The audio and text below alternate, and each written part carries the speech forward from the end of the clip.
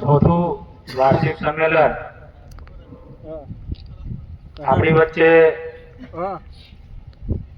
આપણા સૌના વડીલ અને જિલ્લા પંચાયતના ઉપપ્રમુખ પણ છે અને જેમને સમાજ માટે એટલી બધી ચિંતા છે કે અમારા જેવા વ્યક્તિઓને પણ શાંતિથી બેહવા નથી દેતા. એટલે એવા રણજીતભાઈ, ગામે ગામથી પધારેલા સૌ સરપંચો, તાલુકા પંચાયત સદસ્યો, જિલ્લા પંચાયત સદસ્યો અને દરેક ગામમાંથી આટલી મોટી સંખ્યામાં આપ સૌ પધાર્યા છો. સૌને ભીલ સમાજ વતી આવકારું છું. હવે છેલ્લો આપણું વક્તવ્ય છે. હવે તમે બધાને વેઠા છો, પણ મને બી થોડીક વાર વેચજો.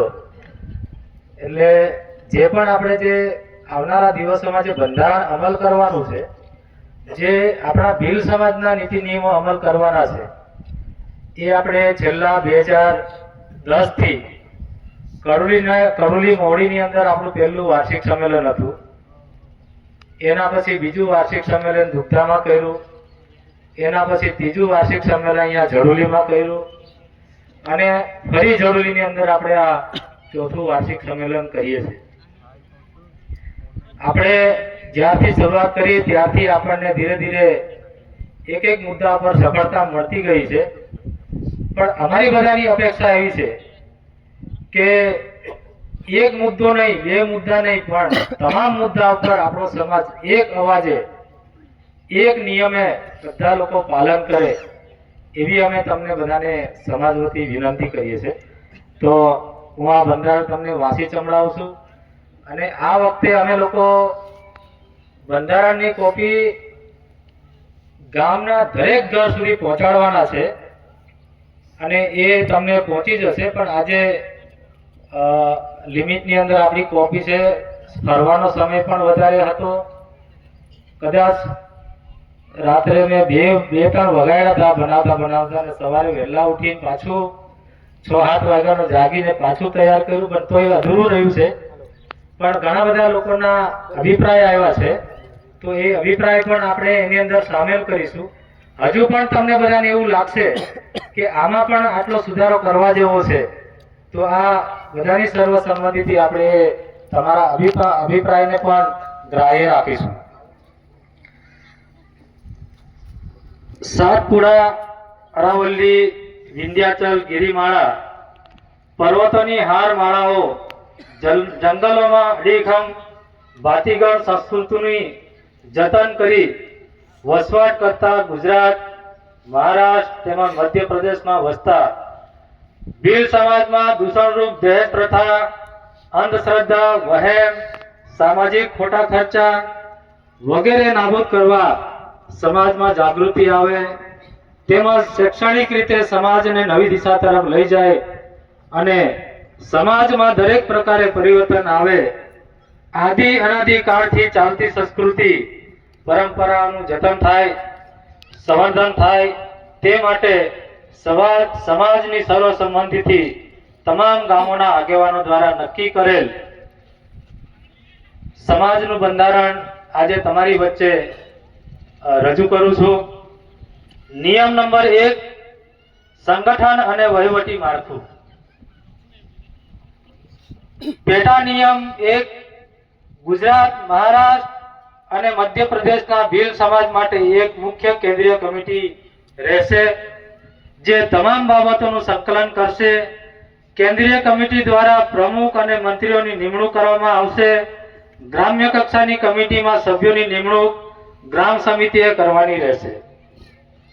પેટા નિયમ 1/2, દરેક તાલુકામાં 21 સભ્યોની કમિટી અને દરેક ગામમાં 21 સભ્યોની ન્યાય સમિતિ, ગ્રામ સમિતિ રહેશે, જેમાં એક પ્રમુખ અને એક મંત્રી રહેશે. તાલુકા કક્ષાના પ્રમુખ તથા મંત્રીઓએ દર 3 મહિને ગામ સમિતિની મીટિંગ બોલાવવાની રહેશે અને એ સમીક્ષામાં ગામના પ્રશ્નોનું નિરાકરણ લાવવાનું રહેશે બંધારણ અનુસાર. પેટા નિયમ 1નો ત્રીજો ભાગ, ગામની ન્યાય સમિતિ પાસે સામાજિક વિવાદો ઉકેલવાની અને નિયમોનું પાલન કરવાની સંપૂર્ણ સત્તા રહેશે. દરેક વ્યક્તિના સહી અંગૂઠા લઈ ગામના લેવલની ગ્રામ સમિતિની રચના કરી 21 આગેવાનો સભ્યોની ન્યાય સમિતિની રચના કરવી અને સમાજ બનાવેલા નિયમોનું પાલન કરવા તમામ સત્તા ન્યાય સમિતિએ અમલ કરવાનો રહેશે. જેવા કે અણબનાવનું સમાધાન, ખોટા ખર્ચા પર અંકુશ, સમાજે બનાવેલા તમામ નિયમોનું પાલન ગ્રામ સમિતિએ કરવાનું રહેશે. પેટા નિયમ 1 ચોથો ભાગ, નિયમોના ઉલ્લંઘન બદલ વકીલોની લીગલ કમિટી દ્વારા કાયદેસરની કોર્ટ કચેરીની કાર્યવાહી કરવામાં આવશે. ભીલ સમાજ સુધારણા બંધારણ 2026 અથવા સમાજ દ્વારા નવું બંધારણ અમલમાં ના આવે ત્યાં સુધી નિયમો અને પેટા નિયમોનું પાલન કરવા, દાખલા તરીકે કોઈ ગામના ભીલ સમાજના વ્યક્તિ અથવા ગામનો વ્યક્તિ અથવા ગામનો ભીલ સમાજ કે અન્ય સમાજ ભીલ સમાજના બંધારણ વિરુદ્ધ નિયમો કે પેટા નિયમોનું ઉલ્લંઘન કરે તેના વિરુદ્ધ ન્યાય કરવાની તેમજ કોર્ટ કચેરી દ્વારા નિકાલ લાવવાની તમામ કામગીરી વકીલોની જે કમિટી છે, તમને જાણીને આનંદ થશે, આપણા સમાજમાં 20 જેટલા વકીલો છે અને એની આપણે ન્યાય સમિતિની કમિટી બનાવેલી છે. નિયમ નંબર 2, લગ્ન પ્રસંગ અને સુધારણા.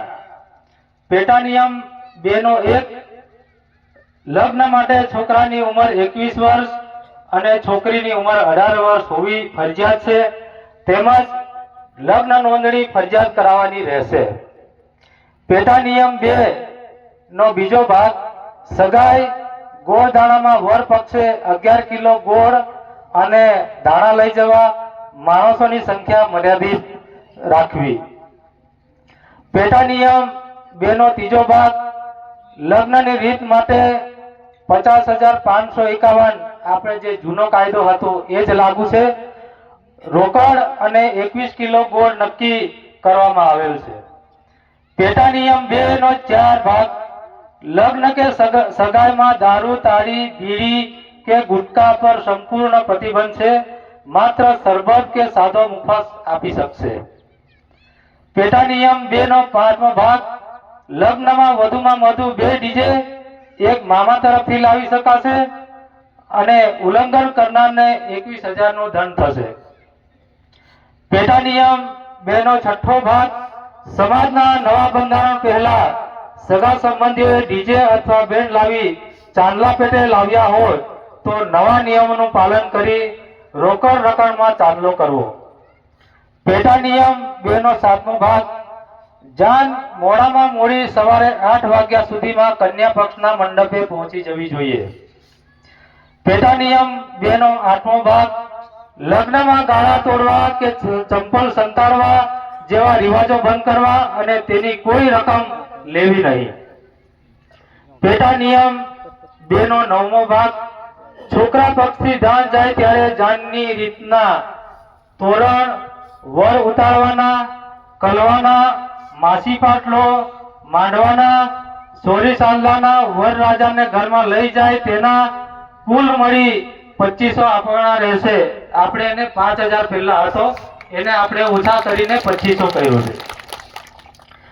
પેટા નિયમ 2 નો 10મો ભાગ, ઉંમર લાયક પુખ્ત વયના કુંવારા અથવા કુંવારા છોકરા છોકરી પોતાની મરજી મુજબ પ્રેમ લગ્ન કરે અથવા ભાગી જાય, મા બાપને કોઈ વાંધો ના હોય તો બંધારણ પ્રમાણે લગ્નની રીતની રકમ લેવી, છોકરા પછી અલગથી કોઈ પણ ખર્ચ આપવાનો રહેશે નહીં. પેટા નિયમ 2 નો 11મો ભાગ, જો છોકરો અને છોકરી એક જ જાતિમાંથી ભાગીને લગ્ન કરે તો એના દંડ પેટે 2,50,000 નો દંડ કરવામાં આવશે. લોહીના સંબંધમાં લગ્ન કરી શકશે નહીં અથવા લગ્ન સંબંધ બાંધી શકશે નહીં. દંડની રકમ 50% ગામ સમિતિને જમા કરવાની રહેશે.